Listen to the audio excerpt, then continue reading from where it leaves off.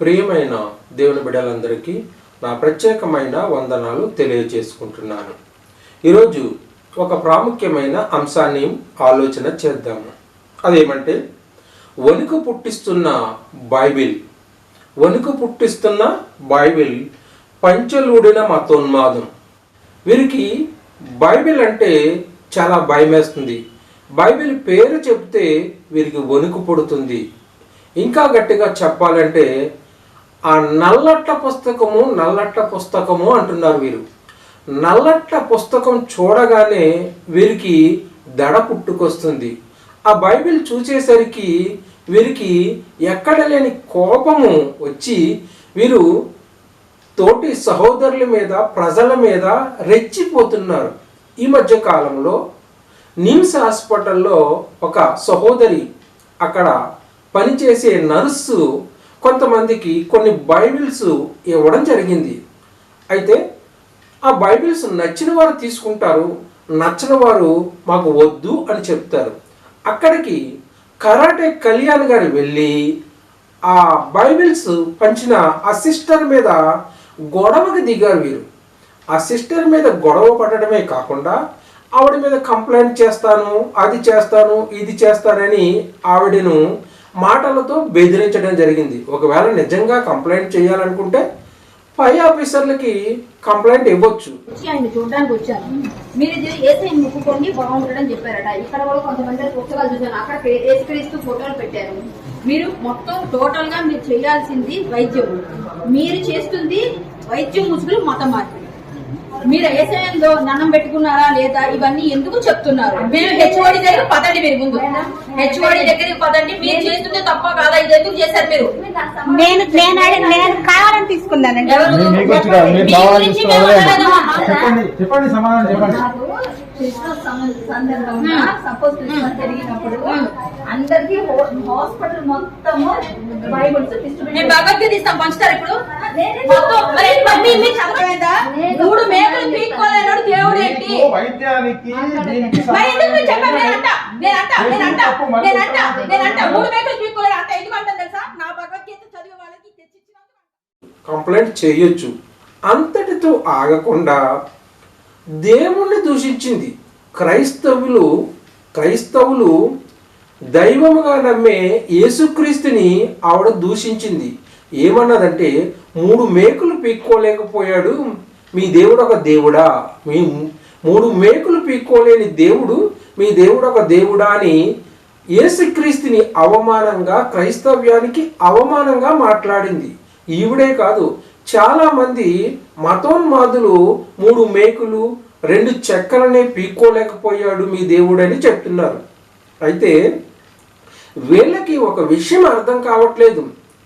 ఋషుల చేత అంగాన్ని ఓడగొట్టించుకున్న ఒక ఆయన వీళ్ళలోనే ఉన్నాడు. ఋషులు వచ్చి ఒక దేవుడు అంగాన్ని ఓడగొడితే దాన్ని అతుక్కోలేని దేవుడు వీళ్ళలోనే ఉన్నాడు. దానిని మరిచిపోయి 3 మేకులు పీక్కోలేకపోయాడు, 2 చెక్కలు పీక్కోలేకపోయాడు అని వీరు ఎగతాళి చేస్తున్నారు, ఏలన చేస్తున్నారు. మేకులు చెక్కలు సంగతి తర్వాత, ముందు మీ దేవుడికున్న అంగాన్ని అతికించే ప్రయత్నం ఏమన్నా చేయండి. అలా ఋషులు ఊడగొట్టిన అంగాన్ని మానవులు వెళ్ళి, మానవ ఋషులు దేవుడు అంగాన్ని ఊడగొట్టారు. అక్కడ దాన్ని అతికించండి మీకేమన్నా సత్తా ఉంటేని. ఇక కరాటే కళ్యాణ్ గారు ఆవిడ మీద చాలా పౌరుష పదజాలంతో మాట్లాడడం జరిగింది. అక్కడ బైబిల్ పంచినప్పుడు నచ్చితే తీసుకుంటారు, నచ్చకపోతే మాకు వద్దని చెప్తారు. ఒకవేళ వీరు భగవద్గీత పంచాలన్నా, రామాయణం పంచాలన్నా, మహాభారతం పంచాలన్నా తీసుకొచ్చి నిరభ్యంతరంగా పంచవచ్చు. మా అందరికీ పంచండి, మేము కూడా తీసుకుని దాన్ని చదువుతాము. అసలు దాంట్లో ఏముందో మేము తెలుసుకుంటాము. మాకు కూడా డబ్బులు కూడా తగ్గుతాయి. డబ్బులు ఖర్చు పెట్టి ఆ పుస్తకాలు కొనుక్కోలేకపోతున్నారు చాలామంది.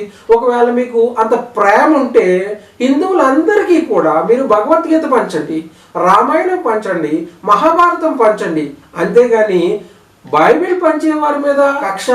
ఒకవేళ బైబిల్ తీసుకుని మతం మారిపోతారా? బైబిల్ తీసుకున్న వాళ్ళందరూ మతం మారిపోతారా? అంత వీక్నెస్సా మనిషి? ఒక మనిషి ఒక పుస్తకం తీసుకుని దాన్ని చదివితే మతం మారిపోతాడా? అంటే అంత వీక్నెస్సా ఒక మనిషి? మీ మతం అంత వీక్నెస్సా? చిన్నప్పటి నుంచి అక్కడే పుట్టారు, అక్కడే పెరిగారు, అక్కడ అనేకమైన ముక్కోటి దేవతలు మీకు ఉన్నారు. అంతమందిని పూజిస్తూ మీరు ఏదో ఒక కొత్త దేవుడిని మీకు పరిచయం చేస్తే ఆ దేవుడి వెంట వెళ్ళిపోతారా? మరి మొదటి నుంచి మీ తాత ముత్తాతల దగ్గర నుంచి నమ్మిన విశ్వాసం ఏమైపోయింది మీకు? అంత వీకా మీ విశ్వాసము? ఎందుకు అంత భయపడిపోతున్నారు? ముఖ్యంగా ఆ నల్లట్టని చూస్తే మీకు వెన్నెలో వణుకు పుడుతుంది. ఎందుకు అంత వణుకు పుడుతుంది అంటే దాంట్లో ఏదో సత్యం దాగుంది. మీ పుస్తకాలలో ఉన్న సత్యము బయటపడిపోతుంది. ఆ పుస్తకం చదివితే మీ పుస్తకాలలో ఉన్న సత్యము బయటపడిపోతుందని మీకు భయము పట్టుకుంది. మీలో చాలా మంది భయపడుతున్నారు. ఎక్కువ మంది బ్రాహ్మణ్స్ ఈ మధ్యకాలంలో క్రైస్తవ్యంలోనికి రావడం జరిగింది. క్రీస్తును అంగీకరించడం జరిగింది. క్రీస్తుని తన సొంత రక్షకుడుగా అంగీకరిస్తున్నారు. ఎందుకంటే అక్కడ వారి పుస్తకాలు చదివారు, తర్వాత బైబిల్ కూడా చదివితే రెంటిలో ఉన్న సారము చాలా దగ్గరలో ఉంది, చాలా దరిదాపుల్లో ఉంది. మనకు రక్షకుడు క్రీస్తే అని వారు నమ్మి విశ్వసించి క్రైస్తవ్యంలోనికి వస్తున్నారు. వీరి బాధల్లా అది. మిగతా వాళ్ళు ఎత్తట్లేదు అంటే ఇంకా డౌట్ అయ్యింది ఆయన ఉన్నాడో లేడు అని. ఉన్నాడో నేనే ఒప్పుకున్నాను, మీరు ఒప్పుకోకపోతే ఎలాగా? యేసు క్రీస్తు అందరికీ ప్రభు అని అన్నారు కానీ ఏ ఒక్క వర్గానికి ప్రభు కాదు, ప్రపంచం అంతటికీ ఆయన ప్రభువే. మేము హిందువులు హైందవ్యంలో ఉండి మేము స్వర్గము అని అంటాము, మీరు పరలోకము అని అంటారు. మా అందరికంటే మీరు ఎంతో అదృష్టవంతులు పుట్టుకతోనే. ఎందుకనంటే భగవంతుడు మీకు ఆ పరలోకం చేరడానికి నేనే మార్గము, నేనే సత్యము, నేనే జీవము అని చెబుతూ ఇది ఒక్కటి మీకు అందించాడు. పరిశుద్ధాత్మను మీ మధ్యలో పెట్టి వెళ్ళిపోయాడు, మనందరి మధ్యలో పెట్టి వెళ్ళిపోయాడు. అందరి జీవితాలు దీంట్లోనే ఉన్నాయి. ఆనందంగా ఉన్నప్పుడు చదివితే ఒక రకంగా ఉంటుంది, బాధతో ఉన్నప్పుడు చదివితే ఒక రకంగా ఉంటుంది, నష్టపోయినప్పుడు చదివితే ఒక రకంగా ఉంటుంది, అద్భుతమైన విజయాలు పొందితే ఇంకో రకంగా ఉంటుంది. ఏ దారి తెలియకపోయినా కూడా ఇది పట్టుకుంటే ఒక దారి ఓపెన్ అవుతుంది. ఉత్తమమైన వారు దేనిని ఆచరించరు దానిని ఇతరులు ఆచరించరు. ఉత్తమమైన వారు వేరిని ప్రామాణికముగా అంగీకరించరు దానిని లోకమంతయు అనుసరించదురు. ఇవాళ ఉత్తమమైన వారు అనేక మంది జాతీయ సభకు లాంటి వాళ్ళు, మిగతా వాళ్ళు అనేక మంది ఉత్తమమైన వారు దీన్ని ప్రామాణికంగా అంగీకరించారు. ప్రపంచంలో అద్భుతాలన్నీ జరుగుతూనే ఉన్నాయి. ఇవాళ అత్యధిక శాతం ప్రపంచంలో పట్టుకున్నది కూడా దీన్ని. అన్యులు మారిపోతున్నారని, లేదంటే తక్కువ కులమోళ్ళు మారిపోతున్నారని, లేదంటే చిన్న వారు మారిపోతున్నారని కాదు. ఇది ఎక్కడికి వెళ్ళిపోయిందంటే ఈ మార్పు అనేది బ్రాహ్మణ్స్ దగ్గరికే వెళ్ళిపోయింది. వారే మారిపోతున్నారు. వారు మారిపోవడంతో వీరు తట్టుకోలేక, వారిని ఏమి అనలేక ఎక్కడికి వచ్చి వీరు గొడవ చేస్తున్నారంటే బలహీనుల దగ్గరికి, ఏమీ లేని వారి దగ్గరికి, అల్పుల దగ్గరికి వచ్చి వీరు ప్రతాపం చూపిస్తున్నారు. ఉదాహరణకు ఇదే కోవలో ముదుగుండ శివప్రసాద్, ఈయన కూడా బైబిల్ మీద ఎన్నో పుస్తకాలు రాశాడట, బైబిల్ మీద పరిశోధనలు కూడా చేసేసాడట. ఈయనకి ఏం అర్థమైందో బైబిల్ దేవుని సేవకులకే ఇంకా పూర్తిగా అర్థం కాలేదు. ఎవరో విరోధంగా బైబిల్ చదివితే, లేదంటే బైబిల్లో తప్పులు పట్టాలని బైబిల్ చదివితే వారికి బైబిల్ అర్థమవుతుందా? బైబిల్ అనేది పరిశుద్ధాత్మ ప్రేరణతో రాయబడిందని మనందరికీ తెలుసు. దాన్ని చదవాలంటే పరిశుద్ధాత్మ సహాయం కావాలి. బైబిల్ అర్థం చేసుకోవాలంటే పరిశుద్ధాత్మ సహాయం కావాలి. వీరు ఎందుకు బైబిల్ మీద, యేసుక్రీస్తు మీద ఎందుకు వీళ్ళు విరుచుకు పడుతున్నారు అని మనం ఒకసారి ఆలోచన చేస్తే, వీరి పుస్తకాలలో, వీరి గ్రంథాలలో బైబిల్లో ఉన్న క్యారెక్టర్లు యాజ్ ఇట్ ఈస్గా ఉన్నాయి. బైబిల్లో ఉన్న సందర్భాలు యాజ్ ఇట్ ఈస్గా ఉన్నాయి. అవేంటో ఈరోజు చూద్దాము. వీరు ఎందుకు భయపడుతున్నారు, బైబిల్ చూసి వీరు ఎందుకు భయపడుతున్నారు అనే విషయాన్ని మనము ఈరోజు ఆలోచన చేద్దాం. భవిష్య పురాణము మీకు చూపిస్తున్నాను, స్క్రీన్ మీద చూపిస్తున్నాను, జాగ్రత్తగా చూడండి. భవిష్య పురాణము ప్రతిసర్గ పర్వము ప్రథమ స్కందము. ఇక్కడ వీరేం రాసుకున్నారో ఒకసారి మనం జాగ్రత్తగా ఆలోచన చేసినట్లయితే చూద్దాము. కలి ఎన్నో కారణాల వల్ల యుగాలన్నిటికీ నీవు శ్రేష్ఠుడు కాగలవు. ఇక నీదే రాజ్యము. నేను అనేక రూపాలు ధరించి నీ కోరికను తీర్చగలను అని ఇక్కడ కలి చెప్తున్నాడు. చెప్తూ ఆదాము నామము గల పురుషుడు హవ్యాతి అను స్త్రీ ద్వారా మ్లేచ్ఛ వంశాలను వృద్ధి చేయగలను. ఇక్కడ 2 పేర్లు చెప్తున్నాడు. ఆదాము నామము గల పురుషుడు హవ్యవతి అను స్త్రీ ద్వారా మ్లేచ్ఛ వంశాలను వృద్ధి చేయగలను అని ఆశీర్వదించి భగవంతుడైన శ్రీహరి అంతర్ధానం చెందాడు. నిలువెల్ల ఆనందం కలిగిన కలి నీలాచల పర్వతంపై నివాసమున్నాడు. ఇక్కడ 2 పేర్లు చెప్పాడు. ఈ 2 పేర్లు ఎక్కడివి వీరికి? ఎక్కడి నుంచి కాపీ కొట్టారు, ఎక్కడి నుంచి తెచ్చుకున్నారు అంటే మనకు ఖచ్చితంగా తెలుసు. ఈ 2 పేర్లు ఆది కాండము 2వ అధ్యాయంలో కనబడతాయి. ఆదాము అవ్వ వీరు సృష్టికి ఆది పురుషులు. దేవుడు మొదటగా ఆదామును సృష్టించాడు. ఆదాము యొక్క ప్రక్కటెముకను తీసి అవ్వగా సృష్టించాడు. ఈ 2 పేర్లు వీరు కాపీ కొట్టేసుకున్నారు. బైబిల్లో ఉన్న ఈ 2 పేర్లు వీరు కాపీ కొట్టేసుకుని వీరు భవిష్య పురాణంలో రాసుకున్నారు. కలి సృష్టించినట్టుగా వీరు ఇక్కడ రాసుకున్నారు. కలి ఎన్నో కారణాల వల్ల యుగాలన్నిటికీ నీవు శ్రేష్ఠుడు కాగలవు. ఇక నీదే రాజ్యము. నేను అనేక రూపాలు ధరించి నీ కోరికలు తీర్చగలను. ఆదాము నామము గల పురుషుడు హవ్యవతి అను స్త్రీ ద్వారా మ్లేచ్ఛ వంశాలను వృద్ధి చేయగలను అని ఆశీర్వదించి భగవంతుడైన శ్రీహరి అంతర్ధానం చెందాడు. భగవంతుడైన శ్రీహరి అంతర్ధానం చెందాడట. ఇక్కడ ఈ పేర్లు ఈ 2 మనుషులను వీరు ఎక్కడి నుంచి కాపీ కొట్టుకున్నారో బైబిల్ చదివిన ప్రతి చిన్న పిల్లవాడికి అర్థమవుతుంది. ఇక ఇదే భవిష్య పురాణము కొంచెం కిందకి వెళ్ళినట్లయితే, మునులారా 16,000 సంవత్సరాల పాటు ద్వాపర యుగము ఎన్నో కీర్తులు చూసింది. కానీ ఆ కాలంలో శూద్రులు వర్ణశంకరులు రాజులవ్వడం కూడా జరిగింది. ద్వాపరంలో ఇంకా 8,202 సంవత్సరాలు మిగిలి ఉండగానే మ్లేచ్ఛ దేశులు చెందిన రాజుల ప్రభావం ఈ భూమిపై పడసాగింది. మ్లేచ్ఛులు ఆది పురుషుడు ఆదాము అతని పత్ని హవ్వ కూడా ఇంద్రియాలను అదుపులో పెట్టుకుని ధ్యాన పరావనులై ఉండేవారు. మ్లేచ్ఛుల ఆది పురుషులు ఆదామట, అతని భార్య హవ్వట. ఈ ఎక్కడవి పేర్లు ఎక్కడి నుంచి తీసుకున్నారు ఈ గ్రంథంలోని మాటలంటే ఖచ్చితంగా వీరు బైబిల్ నుంచి కాపీ కొట్టేశారు. వీరు బైబిల్కి ఎందుకు భయపడుతున్నారు?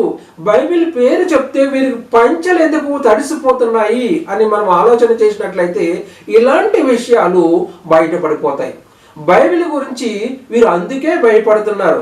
ఇంకా మనం కొంచెం ముందుకు చదివినట్లయితే, ఆదాము హవ్వతో స్వర్గానికి ఎగాడు. అతని శ్రేష్ఠుడైన పుత్రుడు శ్వేతుడని పేరు. ఈ పేరు ఎక్కడది? ఆది కాండము 5వ అధ్యాయం మనం గమనించినట్లయితే ఇక్కడ బైబిల్ గ్రంథంలో ఏముందో చూద్దాము. ఆదాము వంశావళి గ్రంథము ఇదే. దేవుడు ఆదామును సృజించిన దినమున దేవుని పోలికగా అతను చేసెను. మగవాని గాను ఆడవాను గాను వారిని సృజించి వారు సృజించబడిన దినమున వారిని ఆశీర్వదించి వారికి నరులని పేరు పెట్టెను. ఆదాము 130 ఏళ్ళు బ్రతికి అతని పోలికగా తన స్వరూపంలో కుమారుని కని అతనికి షేతు అని పేరు పెట్టెను. ఆదాముకి కయ్యూను హేబేలు పుట్టిన తర్వాత 3వ సంతానంగా ఎవరు పుట్టారంటే షేతు. ఇక్కడ వీరేం పేరు రాస్తున్నారు? శ్వేతుడని పేరు. ఇక్కడేముంది? షేతుని ఇక్కడ కాపీ కొట్టేసుకున్నారు. తర్వాత విఖ్యాతుడై 112 సంవత్సరములు జీవించాడు. సేతు విఖ్యాతుడై 112 సంవత్సరాలు జీవించాడు. బైబిల్లో చూద్దాం. అతడు కుమారులను కుమార్తెలను కనును. సేతు 112 ఏండ్లు బతికి ఎనోషుని కనెను. 6వ వచనం, ఆదికాండము 5వ అధ్యాయము 6వ వచనం.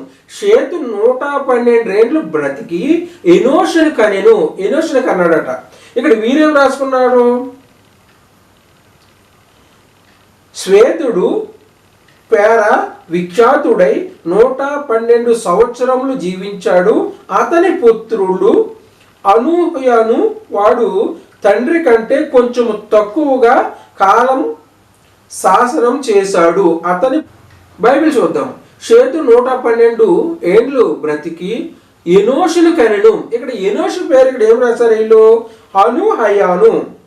అతని పుత్రుడు అనూహయాను వాడు తండ్రి కంటే కొంచెం తక్కువ కాలం చేశాడు. తండ్రి కంటే కొంచెం తక్కువ కాలం చేశాడట కనెను. ఎనోషు కనిన తర్వాత సేతు 800 ఏండ్లు బ్రతికి కుమారులను కుమార్తెలు కనెను. సేతు బ్రతికిన దినములని 912 ఏండ్లు. అప్పుడు అతను మృతు పొందెను. ఎనోషు 90 సంవత్సరములు బ్రతికి కైనానును కనెను. ఎనోషు 90 సంవత్సరాలు బ్రతికి అంటే 9వ వచనం, ఆదికాండము 5వ అధ్యాయము 9వ వచనం. ఎనోషు 90 సంవత్సరములు బ్రతికి కైనానును కనెను. కైనానును కన్నాడట. ఇక్కడ వీరేం రాశారు చూద్దాం. అతని పుత్రుడు కీనాషుడు. అతని పుత్రుడు కీనాషుడు. ఇక్కడ ఏముంది? కైనాను. కైనాను అనే పేరును ఎలా మార్చుకున్నారు? కీనాషుడు అని మార్చుకున్నారు. అతని పుత్రుడు కీనాషుడు తాతతో సమానముగా అన్నే ఏళ్ల పాటు జీవించాడు. అతడి నుండి వంశక్రమంగా మహల్లాల, మనగర, విదర, హానూకు రాజులు పాలించారు. ఇక్కడ బైబిల్కి వెళ్దాం ఒకసారి. కైనానును కనిన తరువాత ఎనోషు 812 ఏండ్లు బతికి కుమారులను కుమార్తెలను కనెను. ఎనోషు దినములని 905 ఏండ్లు. అప్పుడు అతడు మృతి పొందెను. కైనాను 70 ఏండ్లు బ్రతికి మహల్లేలును కనెను. ఇక్కడ ఏముంది? కైనాను ఎంతమంది ఎవరిని కన్నాడట? కైనాను 12వ వచనం, 5:12 ఆదికాండం. కైనాను 70 ఏండ్లు బ్రతికి మహలేలును కనెను. ఇక్కడ వీరేం రాశారు? అతని పుత్రుడు కీనాషుడు తాతతో సమానంగా అన్నే ఏళ్ళు జీవించాడు. ఇతడి నుండి వంశానుక్రమంగా మహల్లాల ఇక్కడ కైనాను 70 సంవత్సరములు బ్రతికి మహల్లేలును కనెను. ఇక్కడ వీరేం రాశారు? అతని నుండి వంశక్రమంగా మహల్లాల అంటే పేర్లు రెండు చాలా దగ్గరగా ఉన్నాయి. ఇక కొంచెం ముందుకు వెళ్దాం. కైనాను దినములని 910 ఏండ్లు. అతడు మృతి పొందెను. మహల్లేలు 20 ఏండ్లు బ్రతికి ఏరేదును కనెను.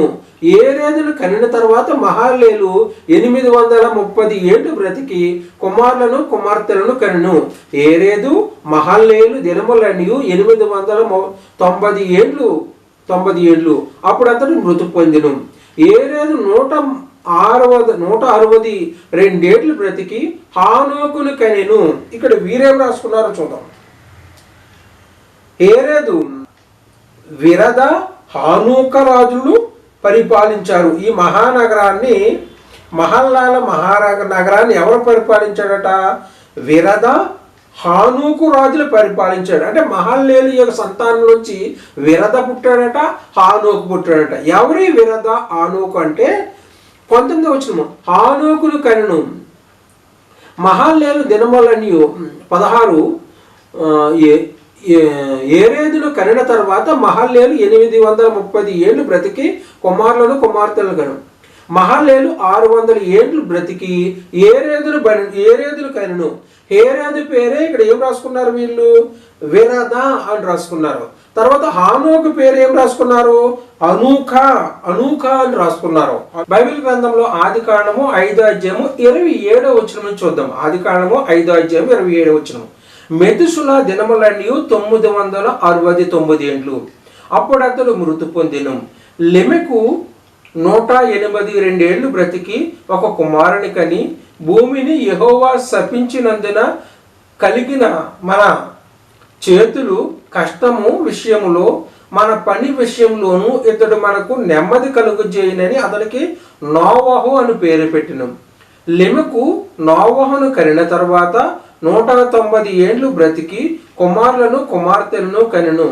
మెలకు దినములన్నీ 770 ఏండ్లు. అప్పుడు అతడు మృతి పొందెను. నోవహు 500 ఏండ్లు గలవాడై షేమును హామును యాపెతును కనెను. మిలెచ్చ వంశంలో క్రమంగా మతోల్చీలుడు అంటే మెతుషెలని వీరు మతోల్చీలుడుగా మార్చారు.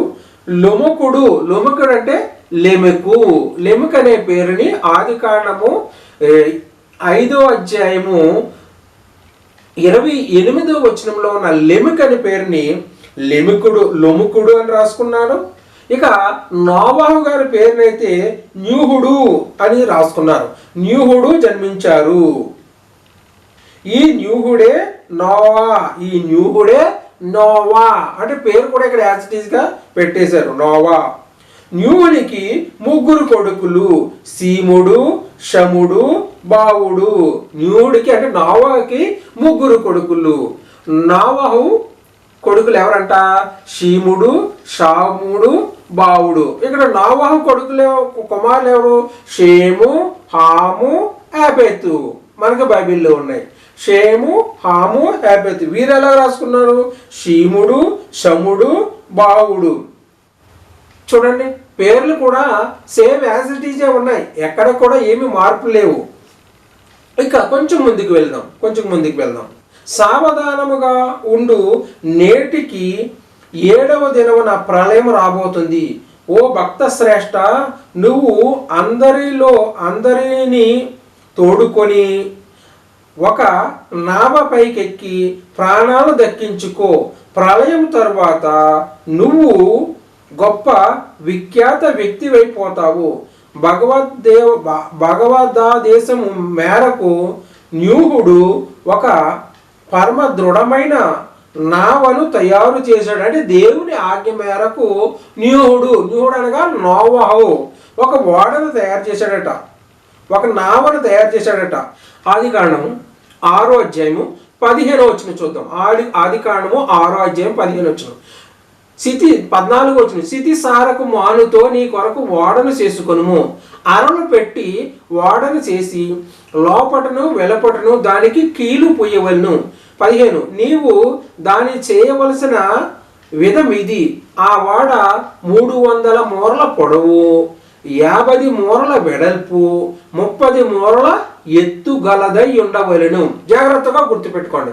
300 మూరల పొడవు, 50 మూరల వెడల్పు, 30 మూరల ఎత్తు. మరి ఇక్కడ ఏం రాశారో చూద్దాం. ఇప్పుడు వీరేం రాసుకున్నారో చూద్దాం. భగవద్ ఆదేశము మేరకు న్యూహుడు ఒక పరమ దృఢమైన నావను తయారు చేశాడు. అది 300 హస్తాల పొడవు. అక్కడ 300 మూరలు, ఇక్కడ 300 హస్తాలు. 50 హస్తాల వెడల్పు. అక్కడ 50 మూరలు, ఇక్కడ 50 హస్తాలు. 30 హస్తాల ఎత్తు. అక్కడ 30 మూరలు ఎత్తు, ఇక్కడ 30 హస్తాల ఎత్తు. Same copy కొట్టలేదా? సేమ్ అక్కడ ఏముందో ఇక్కడ అలాగే కాపీ కొట్టేయలేదా? 30 హస్తాలు ఎత్తు కలిగి అన్ని జీవులకు తగినట్టుగా నిర్మింపబడినది. అన్ని ప్రాణులతో తన వంశ జంతువులతో కలిసి విష్ణువునే ధ్యానిస్తూ అతడు నావను అధిరోహించాడు. అప్పుడు ఇంద్రుడు మేఘాలను ఆజ్ఞాపించడంతో బ్రహ్మాండమైన వర్షము 40 రోజుల పాటు ఆగకుండా కురిసింది. అక్కడ కూడా 40 రోజుల పాటే ఆకాశము తూములు విప్పబడ్డాయి. 40 రోజుల పాటు ఆగకుండా కురిసింది. సంపూర్ణ భరతకాండము సముద్రంలో కలిసిపోయింది. సంపూర్ణ భరతకాండము సముద్రంలో కలిసిపోయిందంట. కలిసిపోయింది భరతకాండం కాదు నాయన, మొత్తం ప్రపంచమే ఆ వరద దాటికి మునిగిపోయింది. ఒక్క హిమాలయాల మీద బద్రీనారాయణ క్షేత్రం మాత్రం మునిగిపోలేదు. నైమిషారణ్యం నుండి బయలుదేరి వచ్చి అక్కడ చేరిన బ్రహ్మజ్ఞానులైన 88,000 మంది మునులు సురక్షితంగా ఉన్నారు. న్యూడు కూడా తన నావలో అక్కడికి వచ్చి చేరాడు. మిగతా ప్రపంచంలో ఏ ప్రాణి మిగలలేదు. మనులిప్పుడు విష్ణుమాయను ఈ విధంగా స్తుతించారు. ఇప్పుడు చెప్పండిరా అబ్బాయిలు, ఎక్కడది, ఎవరు కాపీ కొట్టారు? మీ గ్రంథాలు ఎందుకు చదవనివ్వట్లేదు? మీ గ్రంథాల దగ్గరికి ఎందుకు సామాన్యులను రావనివ్వట్లేదు? బైబిల్ ఎప్పుడు రాయబడింది? మీ గ్రంథం ఎప్పుడు రాయబడింది? బైబిల్ ఆదిమ ఇబ్రూ గ్రీకు భాషల్లోంచి భాషాంతరం చేయబడింది. మరి మీరు ఎక్కడి నుంచి రాసుకున్నారు? సంస్కృతం నుంచి రాసుకున్నారు కదా. సంస్కృత భాషకు ఇప్పటికీ అక్షరాలు లేవు. సంస్కృత భాష ఎప్పుడు అభివృద్ధి చెందింది? క్రీస్తు శకము 7-8 శతాబ్దాల తర్వాతే మీకు సంస్కృతం అనేది రాయడానికి అక్షరాలు దొరికాయి. అంతవరకు మీకు ఎటువంటి అక్షరాలు కూడా దొరకలేదు. సంస్కృతం మీరు సామాన్యులకు అందకుండా ఎందుకు చేశారంటే ఇలాంటి విషయాలు బయటపడిపోతాయని మీరు భయపడ్డారు. మీ గ్రంథాలు ఎందుకు దాచి పెట్టారంటే మీ విషయాలు బయటపడతాయి. మీరు రాసుకున్న ఇతర గ్రంథాల నుంచి మీరు తెచ్చి రాసుకున్నదంతా బయటపడిపోతుంది. మీరు బైబిల్ నుంచి కాపీ కొట్టి బైబిల్కి ఆడంటాడు కదా రాధా మనోహర్ దాసు, ఆ ఎడారి మతానికి నాకు సంబంధం లేదు, ఆ ఎడారి మతంతో నాకేంటి సంబంధము, ఆ నల్లట్ల పుస్తకంతో నాకేంటి సంబంధము అంటున్నాడు. ఆ సంబంధం లేని పుస్తకంలో ఉన్నదాన్నే మీరు ఇక్కడ కాపీ కొట్టుకుని మీరు రాసుకున్నారు మీకు నచ్చినట్టుగా. అక్కడ ఉన్న పేర్లు యాజిటీస్ రాసుకున్నారు, అక్కడ ఉన్న పరిణామాలు యాజిటీస్గా రాసుకున్నారు, అక్కడ జరిగిన జలప్రలయం యాజిటీస్గా రాసుకున్నారు. అన్నీ కాపీ కొట్టేసుకున్నారు కదా. అన్నీ కాపీ కొట్టేసుకుని పైగా క్రిస్టియన్స్ మీద క్రైస్తవ్యం మీద మీరు బురద చల్లదామనే ప్రయత్నం చేస్తే ఇలాగే రివర్స్ అయి మీ మీద పడుతుంది. మా సోదరులు ఎంతోమంది ఈ విషయాలన్నీ బయట పెడుతున్నారు. వారి సహాయంతోనే నేను కూడా కొన్ని విషయాలు వారి దాంట్లో నుంచి తీసుకుని మీకు చూపిస్తున్నాను. ఎందుకంటే మీకు కొంచెం బుద్ధి కలగాలి, కొంచెం జ్ఞానం కలగాలి. బైబిల్ అంటే ఏంటి అనేది మీకు కొంచెం జ్ఞానం అని వెలిగితే మీరు కూడా బైబిల్ చదువుతారు, బైబిల్ దగ్గరికి వస్తారేమో అని చిన్న ఆశ. ఇప్పుడు సామాన్యులకు బైబిల్ పంచుతుంటే మీకెందుకు? సామాన్యులకు బైబిల్ పంచితే మీకెందుకు? నచ్చితే తీసుకుంటారు, నచ్చకపోతే వద్దని చెప్తారు. దేవుడే లేడంటాడు ఒకడు, దేవుడే నమ్మని అంటాడు ఒకడు. మీకు నచ్చినట్టుగా మీరు చెప్పుకోండి, పర్వాలేదు. మీ దేవుడి యొక్క గొప్పతనం ఏంటో మీరు చెప్పుకోండి, మీ దేవుడి యొక్క మంచి ఏంటో మీరు చెప్పుకోండి, మీ దేవుడి యొక్క మంచి ఏంటో మీరు చెప్పుకోండి. కనుక బైబిల్ జోలికి వచ్చినట్లయితే మీ గ్రంథాలలో మొత్తం అన్నీ మేము చదువుతాము. మీ గ్రంథాలు కూడా మాకు ఇచ్చినట్లయితే మేము కూడా చదివి మీ గ్రంథాలని మీకు ఏమున్నదో వివరించి చెబుతాము. ఇంతటితో నా మాటలు ముగిస్తున్నాను. మీ అందరికీ నా ప్రత్యేకమైన వందనాలు తెలియజేస్తున్నాను. దయచేసి లైక్ చేయండి, షేర్ చేయండి, సబ్స్క్రైబ్ చేసుకోండి.